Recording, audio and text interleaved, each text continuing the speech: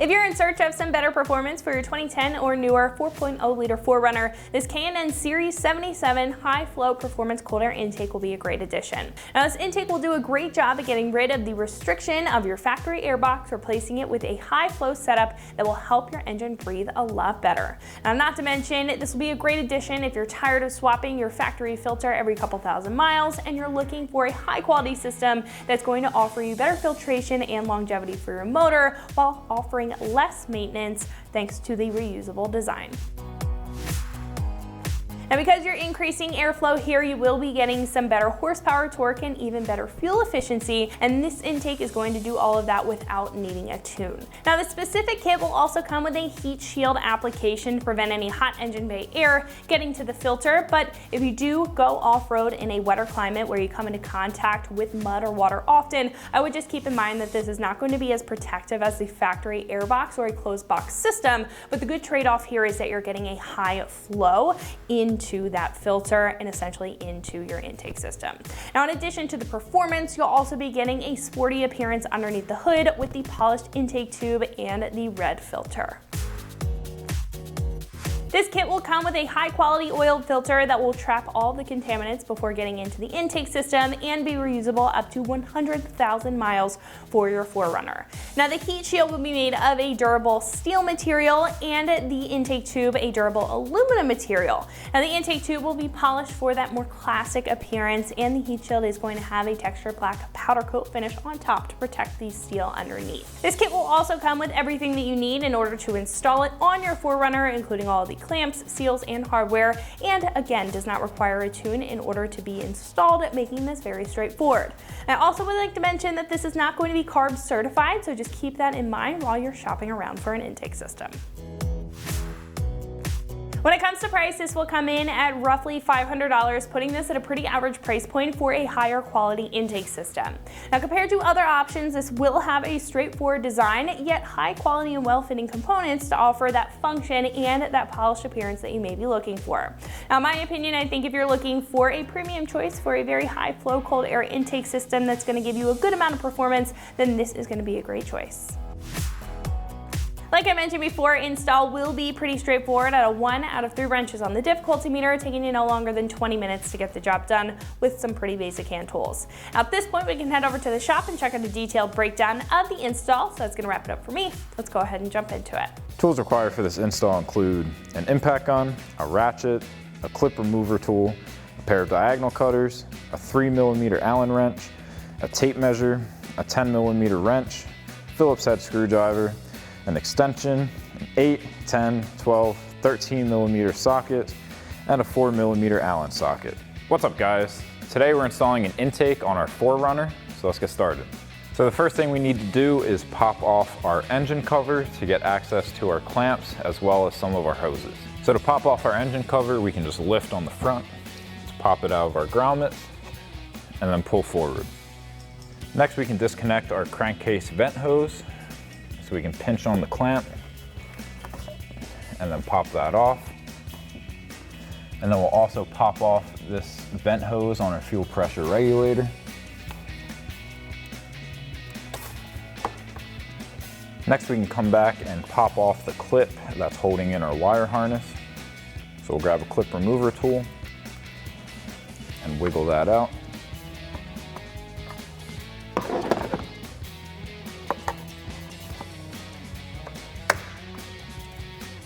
Next we can take a 10mm socket to loosen up our clamp as well as remove this bolt.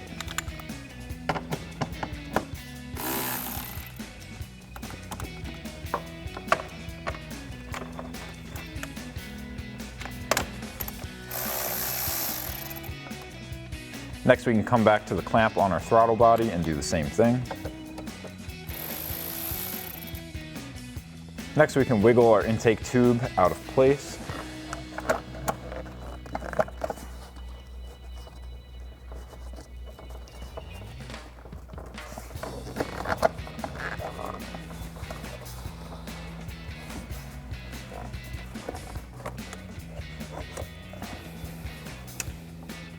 So next we can come back to our intake box. We're going to remove our connector, pop the clip holding our wiring harness to the top, and also the clip on the side. So we can push in on the tab and pull up to remove our connector. And then we'll grab a clip remover tool to pop that clip out of the way. And then we'll do that same thing for our other clip.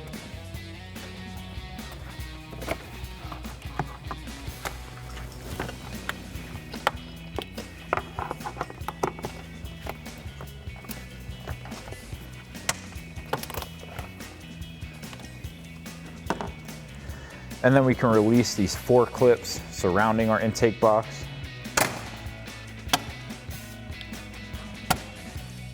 And then we can remove our cover and pop our filter out of the way. Next, we can remove these 2 12mm bolts at the bottom of our intake box. So we'll grab a 12mm socket.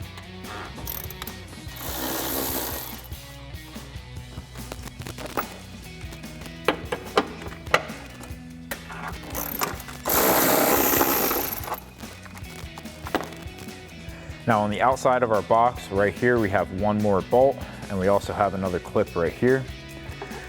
So we'll grab our clip remover tool to pop that clip out of the way. And we can take our 12mm socket to get our bolt out. Now this is going to be hard to see, but I'll show you where it goes as soon as we get our box out of the way.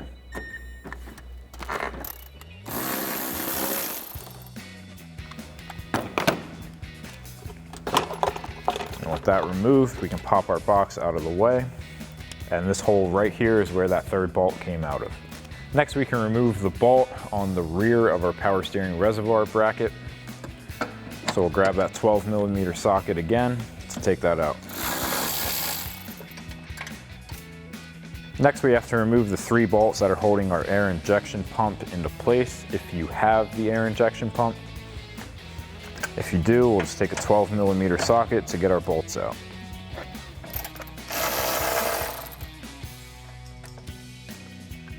Now on the back side, there are 2 more bolts down here. It's probably going to be hard to see. But we'll take our 12mm socket again to take these out.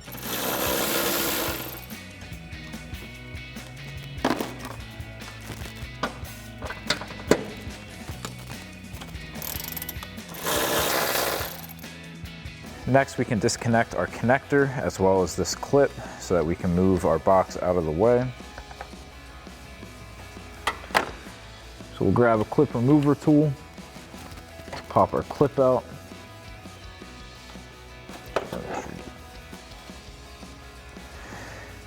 Next, we can pull this to the side. We need to pop out this clip as well as our connector. So we'll push in on the tab on the connector. Pull that out of the way. And then we can grab a clip remover tool to pop our clip out. And then we can just move this off to the side for now. Now we can install our double-sided rubber mounted studs.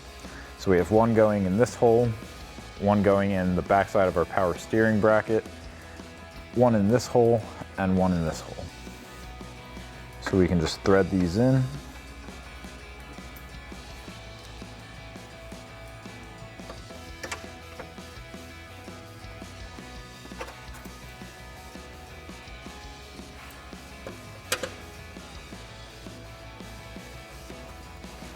Now there's nothing to grab onto to tighten these down, so we're just gonna have to put these in hand tight.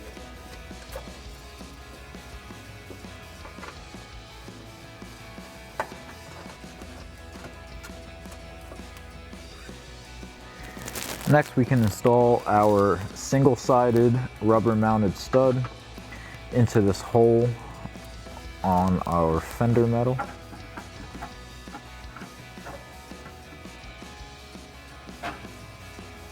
So now the only thing we have left to do is remove this bracket to make way for a new intake tube. So we'll take a 10mm socket to remove our bolt. And then we can remove our bracket. Next, we can assemble our intake tube. So we're going to swap over our mass airflow sensor from our factory intake box over to this one, as well as install our 2 fittings into our new pipe. Now we can take a Phillips head screwdriver to remove our 2 screws.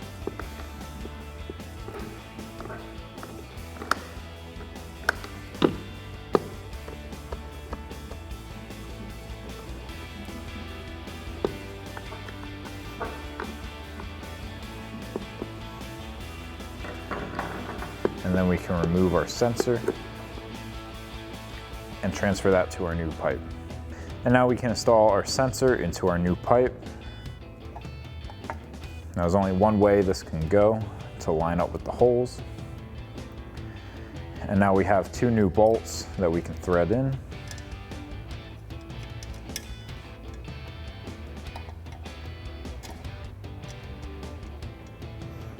And then we can take a 3mm Allen wrench to tighten these down.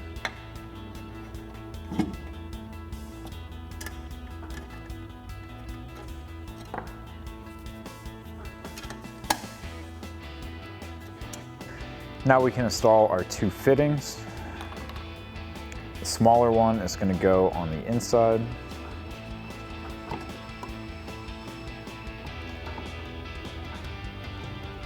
We're just going to thread that in hand tight so we don't cross thread it. And then we'll do the same thing for our larger one.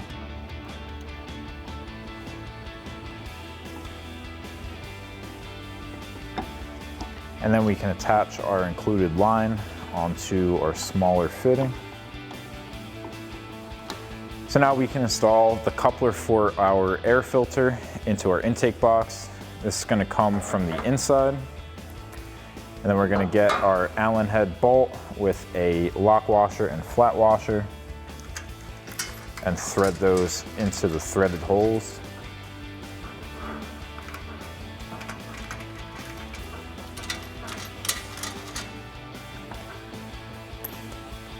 And then we can take a 4mm Allen socket to tighten those down.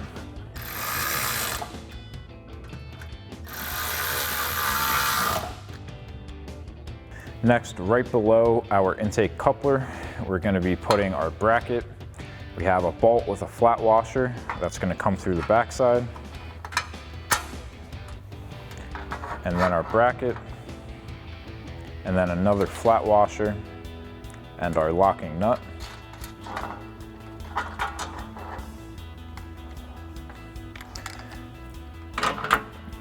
And then we'll grab a 10mm socket and wrench to tighten that down. Next, we can install our next bracket. So we're going to be doing pretty much that same thing. Bolt with a flat washer, and then a flat washer and our locking nut on the other side.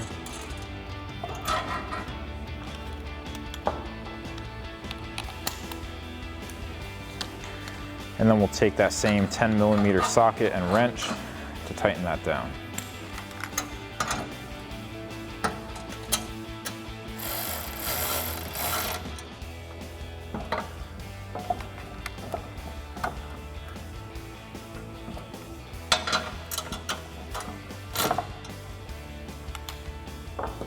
Next, we're going to have to cut our weather strip to size. Now we need a 10.5-inch strip and a 19-inch strip.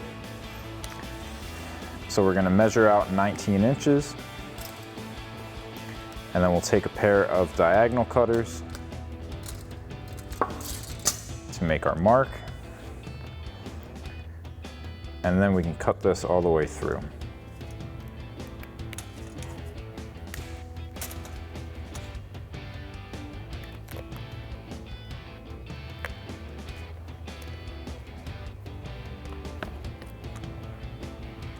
Now we can take our 10.5-inch strip. We're going to start from this corner right here. We can just press that in.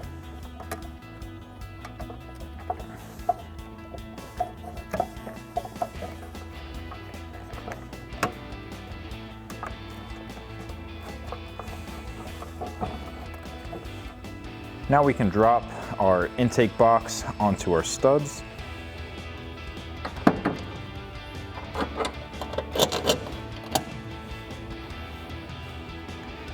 And then we can grab our air injection pump and swing that back into place.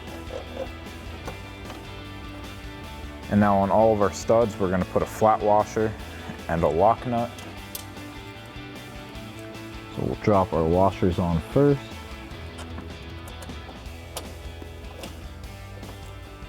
And then we can thread on our lock nuts.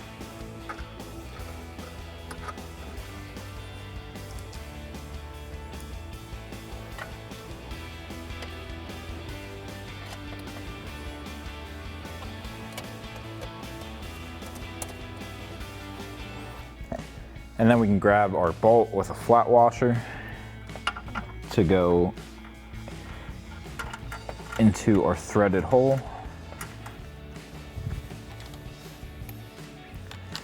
And then we'll tighten down the bolt with a 10mm socket.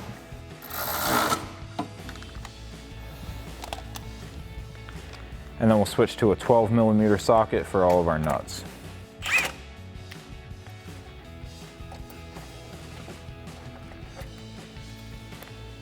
And now we can switch to our 13mm socket to tighten down our nuts.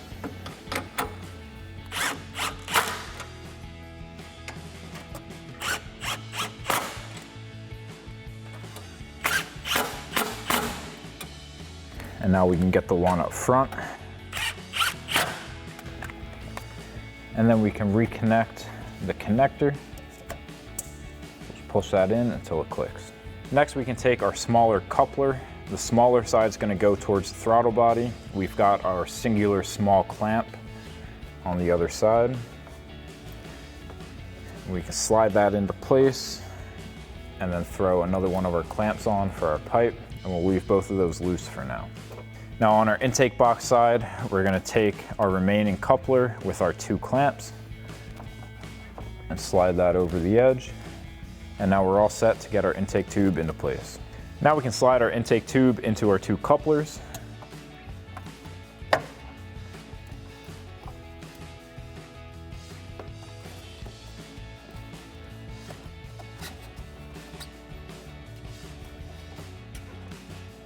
Now we can plug in our connector and our 2 hoses. So we'll push that in until it clicks. And our first hose will slide on and replace our clamp.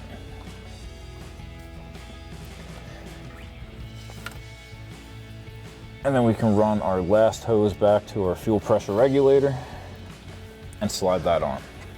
Next, we can come back to our throttle body and tighten down our 2 clamps. You can use a flathead screwdriver or an 8mm socket for this.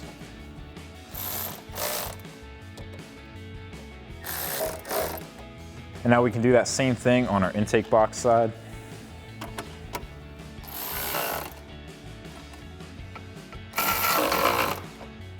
Next, we can install our filter with our largest clamp included.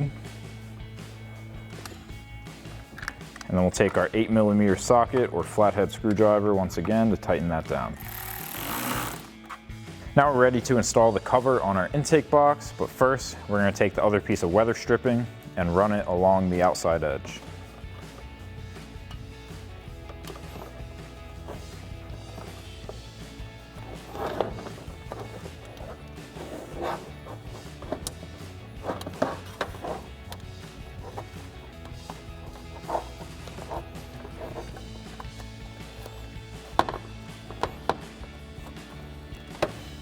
So now we can lay our cover down onto our intake box, and we're going to be using our Allen head bolts with a flat washer and lock washer to thread through the holes and into the threaded holes on our intake box.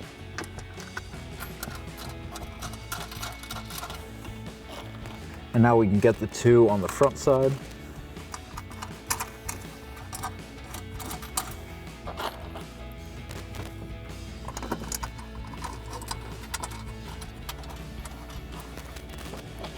And now there's 2 more right back here. It's going to be pretty much impossible to get a camera angle on.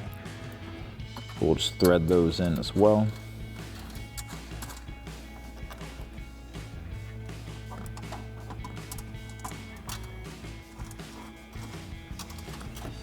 And then we can grab our 4mm Allen socket to tighten all of these down.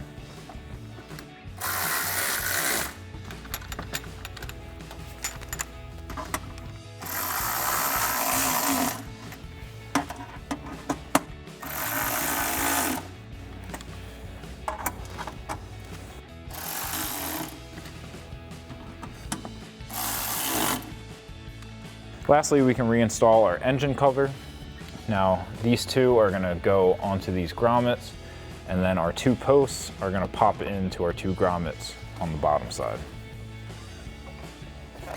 So we'll clip those on first, and fold that down and press it in. So that'll wrap up this review and install of the K&N Series 77 High Flow Performance Cold Air Intake for your 2010 and newer 4-liter 4Runner. Thank you for watching, and for all things 4Runner, keep it right here at extremeterrain.com.